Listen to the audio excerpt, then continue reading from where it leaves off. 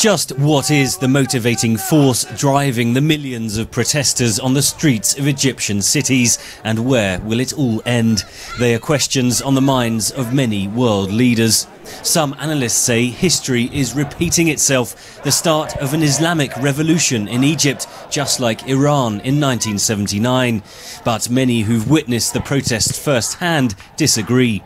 Shiraz Meher of the International Centre for the Study of Radicalisation in London has just returned from Cairo.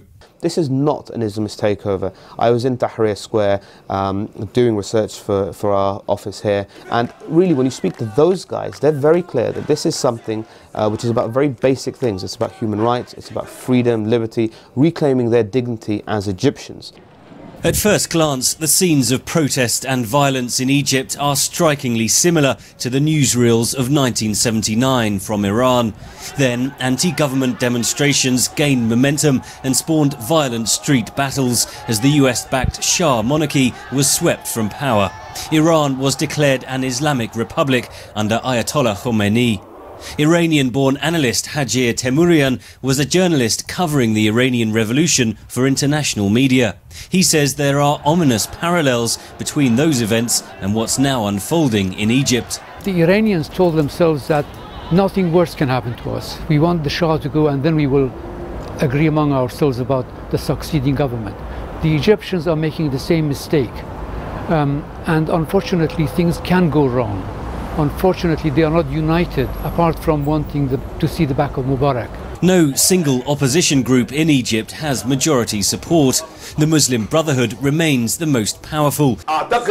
They say they do not seek power, nor an Islamic takeover in Egypt. Shiraz Meher of the International Centre for the Study of Radicalisation says America and the West should have been quicker to back the protesters. People are starting to become despondent. They're saying, where is the kinds of values and freedoms that you want to hold for yourselves, but suddenly it's not good enough for Egyptians. And so, inevitably, I think if people are going to feel betrayed, if people are going to start to feel, well, it's good enough for you, but it's not good enough for us, or we're always going to be distrusted because we're Arab, because we're Muslim, then that ultimately will play into the hands of Islamist groups. Meher says there is a well-established network of radical Muslim groups in Egypt, but the protesters have not looked to them for leadership.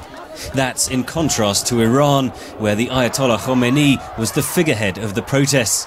Analyst Hajir Temurian remains pessimistic for Egypt's long-term political future. We now expect the people of Egypt to increase from 85 million now to 120 million by the middle of this century. A whole third of them are under 15. 60% of the people of Egypt are under 30.